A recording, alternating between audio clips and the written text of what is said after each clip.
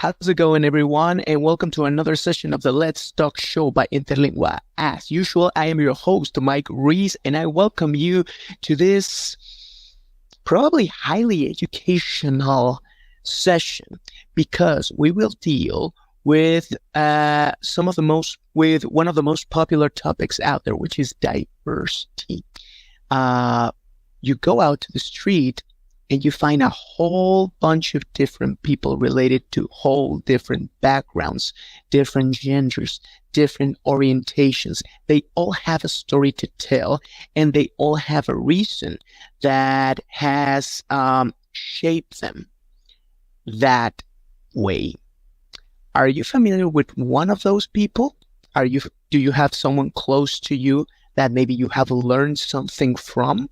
Be sure to participate in the comment section to let us know your experiences. And also, be sure to tune in on a weekly basis to the Let's Talk Show. And that goes for all of our talkers as well. If you are very participative in our Let's Talk sessions during the week, be sure to also check out our show to keep on practicing your English and keep up listening for you to prepare a little bit more for your future endeavors. And our next endeavor is get on with the show. So let's bring out our guests for today. Coming back to the Let's Talk Show, we have Joey and Per. How's it going, everyone? Hi, Mike. Well, good to see all of you guys. And thank you once more to take some time to participate in this show. So let's set the mood first a little bit. Just a basic question to get to know you guys a little bit better. What's your definition of diversity, Fer?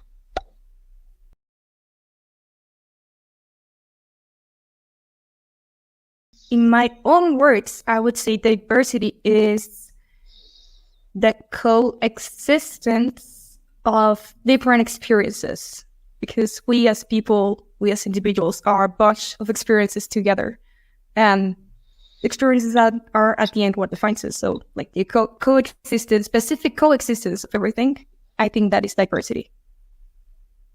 All right. What about you, Joey? What can you tell me? Well, first of all, I want to thank Fer for that word, coexistence, because I'm like cheating on the exam right now. Like, yeah, that's a good word. But yeah, for me, yeah, diversity is that coexistence of, for example, if we're talking about society, it's people of with different characteristics and experiences, different genders, ages, orientations, all of that good stuff that make up a society, and that all should have equal opportunities to know that each other exists, and that everybody should be aware that they exist too. Alrighty. Which group of people that conforms diversity nowadays do you feel part of or identify with? Fer.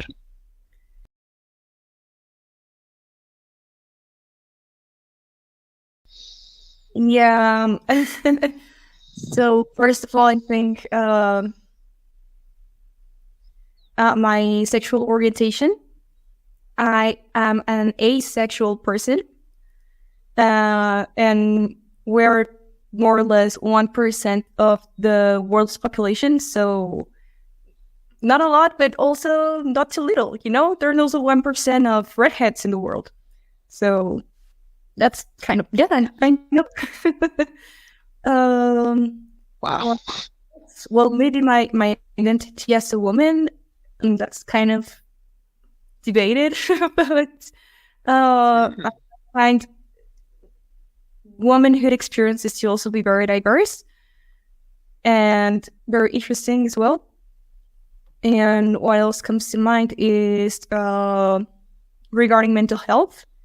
Some people view certain mental health conditions as disabilities, because some mental health conditions can impair you from going on with your daily activities. And I do suffer from PTSD, which is post-traumatic stress disorder, and also a panic disorder. And well, I've been working on it. There was a certain point in time where it kind of didn't let me live like any normal person. So yeah, if I were to think about how diverse or a diversity check, then I think that would be it. Thank you very much for sharing that, and stay with me because we will dig in a little bit more on that one. But let's move on to Joey. Meanwhile, same question for you, my friend. What can you tell? Well, regarding sexual orientation, I'm also part of the LGBTQI plus community. Specifically under the gene, I identify as a gay male. And regarding other things, for example, I also consider myself part of the otaku community, that I love anime and all those kind of things, which like right now is a lot more accepted than it was when I was younger. I hear you. And also regarding mental health, I identify, well, I've gone to therapy for having anxiety, depression. So those are like also things that I can share my experiences if they can help anybody in any way. So yeah, those are like the main categories that come to mind when we talk about diversity. And also I fully support feminist women, all of that movement. Yeah, I'm like a huge ally of all of that. All right, guys. This has taken an interesting turn. First of all, Fer, how did you realize that you are an asexual person? What went on inside you?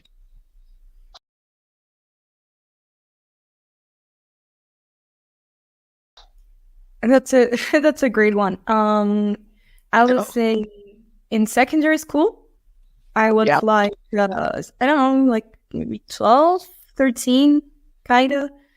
And, you know, like your friends start talking about certain topics, your friends start showing like certain interests.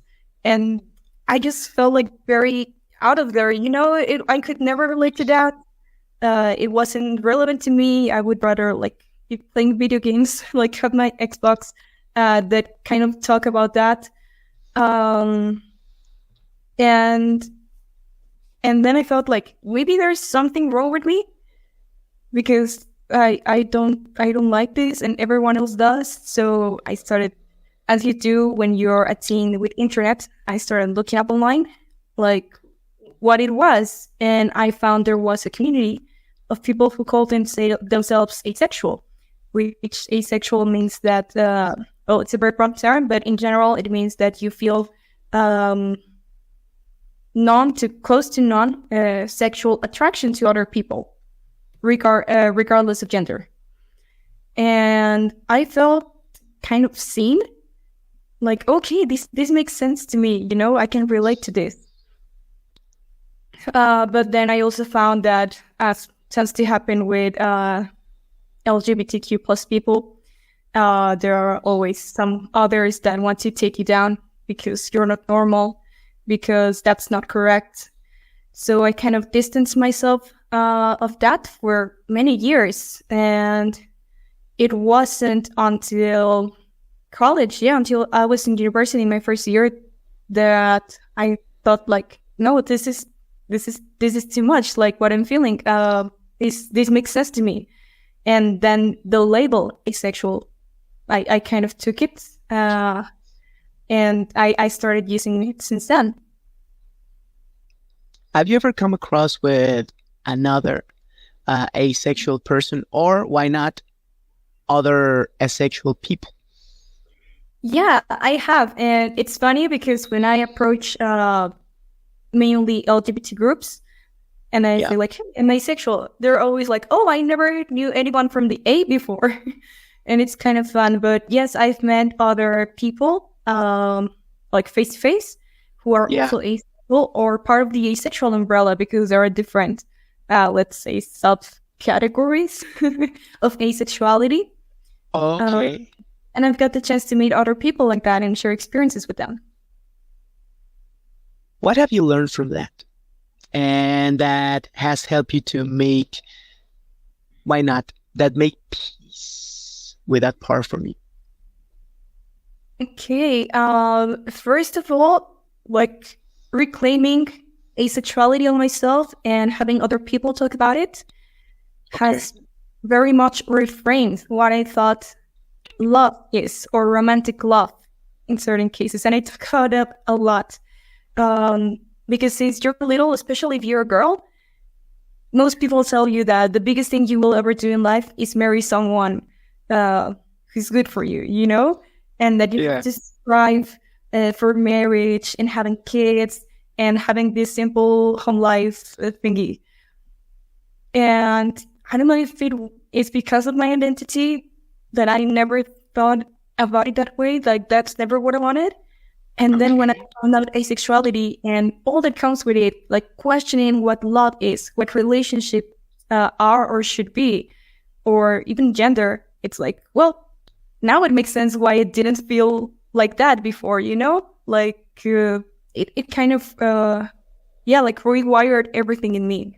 And it made me question and appreciate relationships a lot more, not only romantic, but with my family, with friends. Because of the way you interact with those relationships.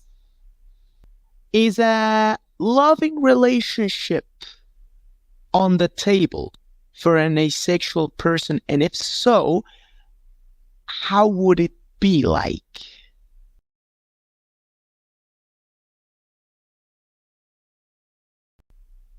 I mean, I've been in a loving relationship for 8 years.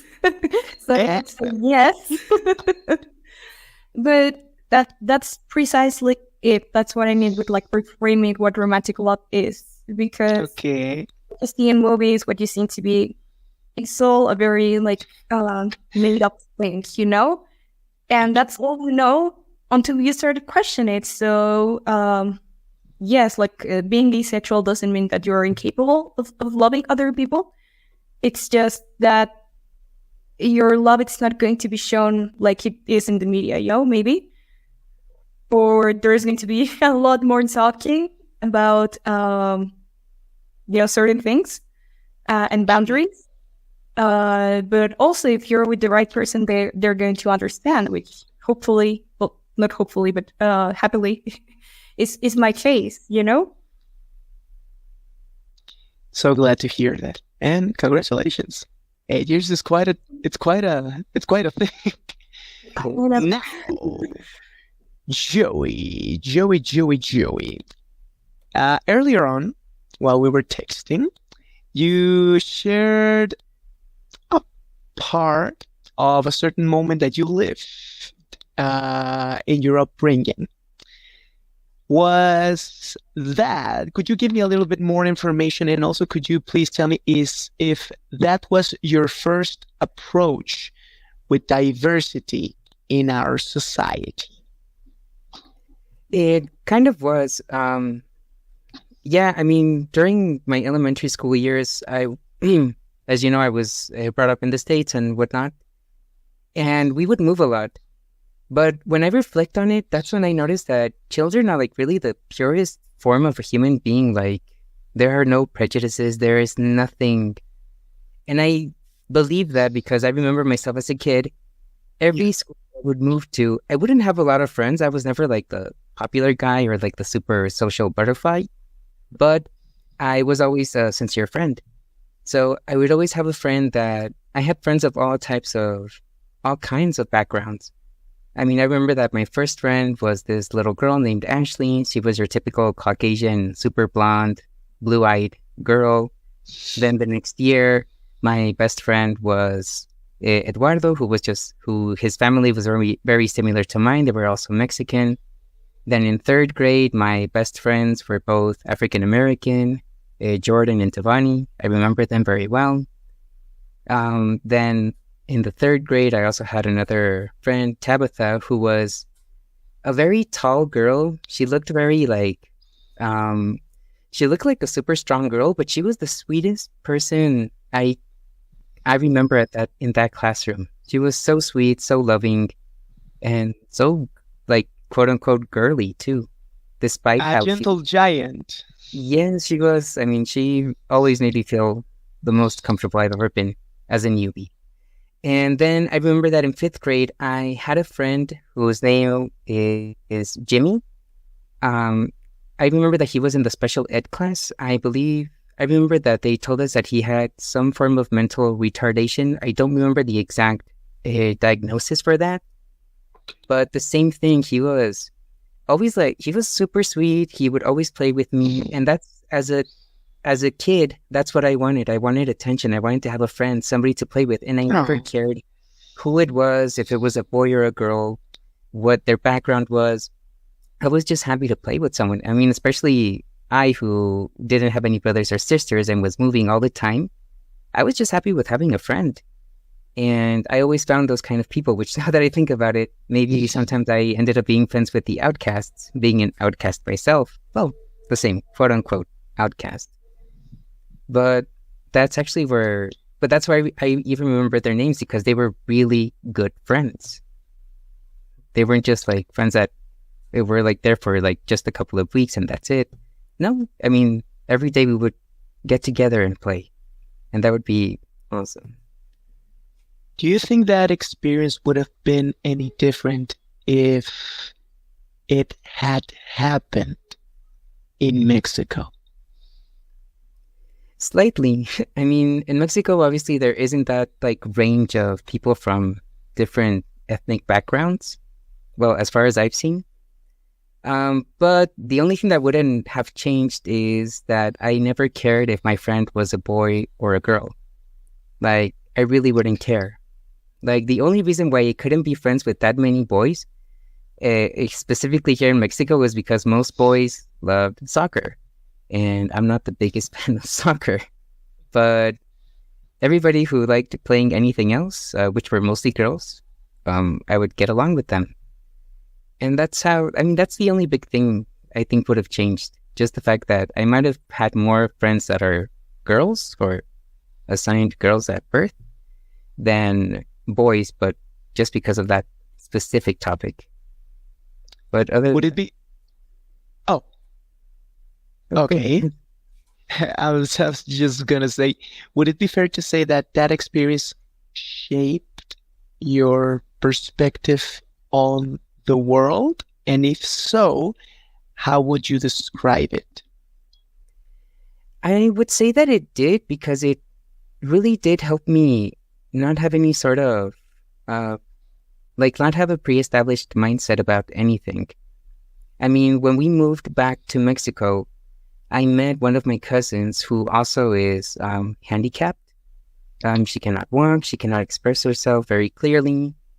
And even though a lot of people in my family didn't really know how to handle her, I would sit down and talk to her and play with her all the time. And we would just like gossip about everything.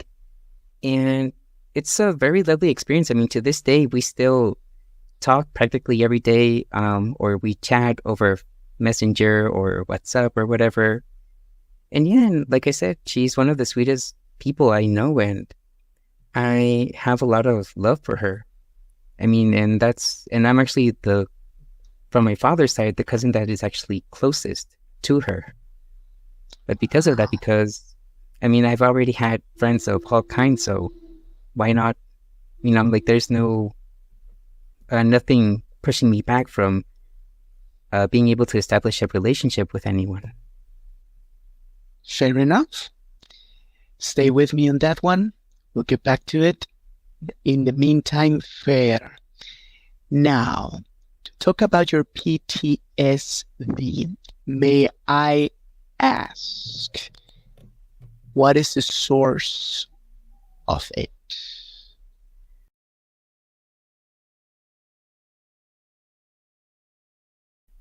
Okay, so for anyone out there who doesn't know, PTSD or post-traumatic stress disorder is caused by very intense trauma to a specific thing.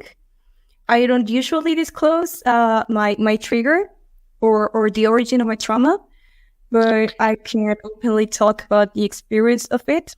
And as any other mental health condition, it has certain symptoms to it, which in my case, my PTSD is or kind of realizes itself through nightmares, constant nightmares. Also, it has as a symptom, and it's related to the panic disorder by panic attacks, which are different from anxiety attacks. And when I do get a panic attack, I hyperventilate, I can't breathe properly, I start shaking uncontrollably. My vision goes dark, like I can't see for some seconds, like it kind of fogs over, and then it's okay. And I think the one that was most surprising to me and the people who got to see me in this state was that I go mute for some minutes. I can't talk for like 15 or 20 minutes after I start getting my panic attack, which is very frustrating because if you want to communicate something, then you can't. And in my experience, it only like made it worse, you know? Like I got frustrated, but my anxiety is already very high. So it gets worse when I can't talk. And this has actually led to some interesting conversations with people who use sign languages. Because I started having interest in sign languages after I got my first like panic attacks, because I found it to be a way that I could actually communicate without having that frustration of not being able to speak, because I completely can't speak. Like my throat closes, I think, and I can't articulate anything. So I learned very basic signs to like indicate that, hey, I need water, or I have to go to the bathroom, you know, to kind of refresh myself, or I need space, I need a hug. And these episodes, these attacks tend to be like, 15, 20 minutes long. And I remember it was awful that the first time I had one, I was in high school and I was with my actual boyfriend, my current boyfriend. And neither of us knew what was happening. And so he handled it pretty well because he's never been in that situation before. Neither did I, but I think that also solidified like our relationship a bit. But it gets kind of intense. Have those episodes been decreased over time, or they just, randomly pop up? Well, as I've been in therapy lately, it's been a long time since I haven't had a panic attack. They were most recurrent when I was in high school because, again, I didn't know what was happening. Like, I didn't know what was going on with me. So I didn't know how to identify my triggers, which is the thing that kind of detonates the panic attack. And because I didn't know how to identify them, I just got overwhelmed by it, and that's where it started. But since I got my diagnosis and I got tools to kind of deal with it, it's easier to handle them. And I think the last time I had a very big panic attack was maybe like 2 years ago, but it was like the only one I had that year. So like from going to maybe 2 or 3 a month to 1 a year, it's great. It is actually a progress. Well, hope things continue to improve later on, Fer. Joey, so nowadays, in what way do you experience diversity in your daily life, in your everyday life? What do you see? What people do you normally are surrounded by?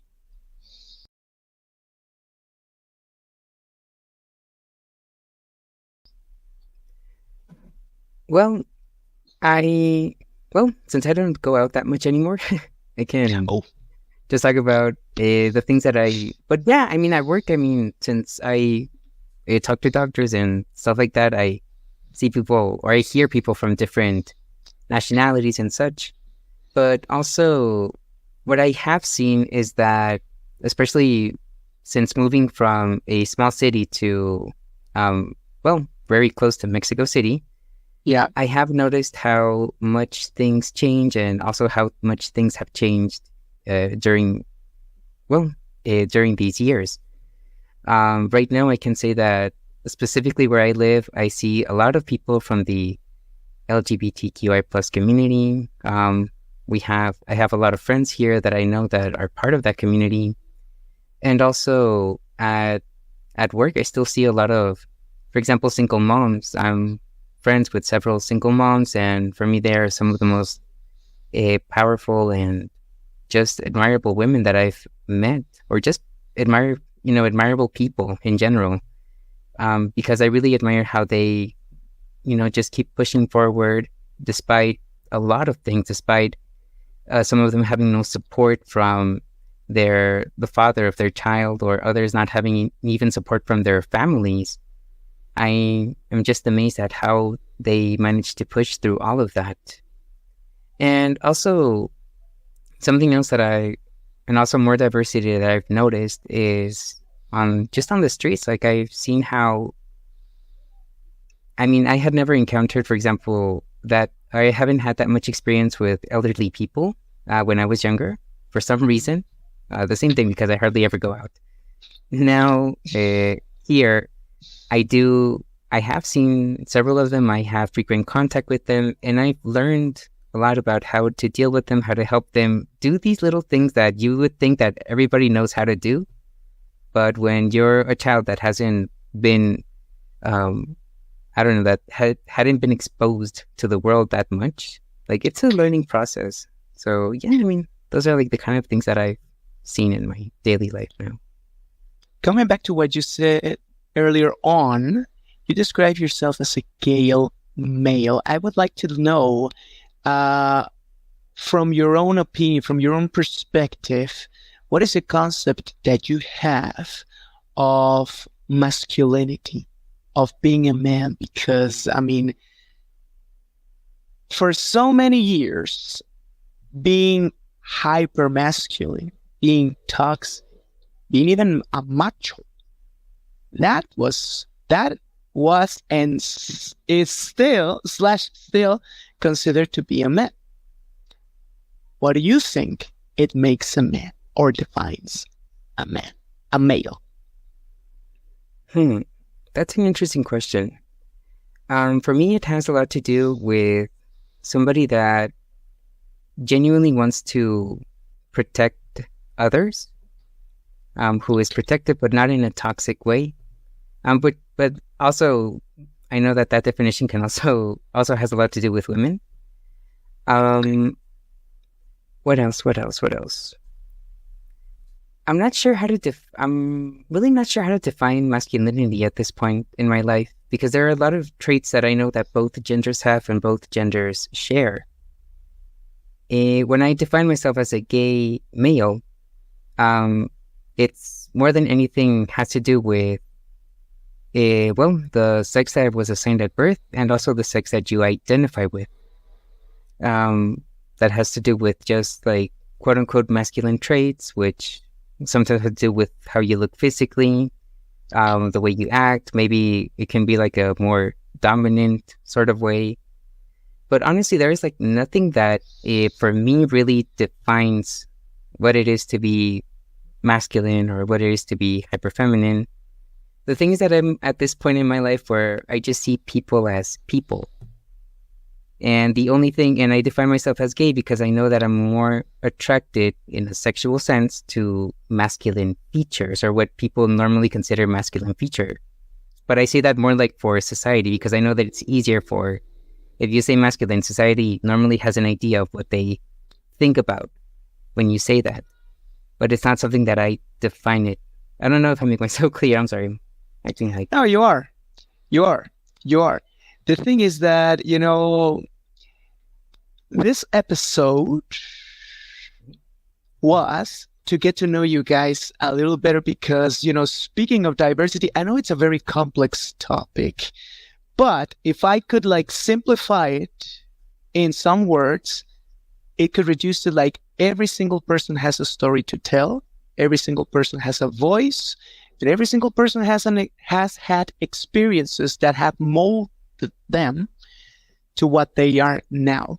And I appreciate everything that you guys have shared so far with us. And I really wish we had more time, but unfortunately, we don't. But you're always welcome in the Let's Talk show. And once again, I am thankful for your participation. And all of our viewers, that's it for today. Thank you very much for following our Let's Talk show. Be sure to check out the next episode next week on Wednesday at 8 o'clock. Fer was with us. Joey was with us. Eric Rios was in this controls. Poncho was in charge of the editing. I am Mike. Goodbye and good night.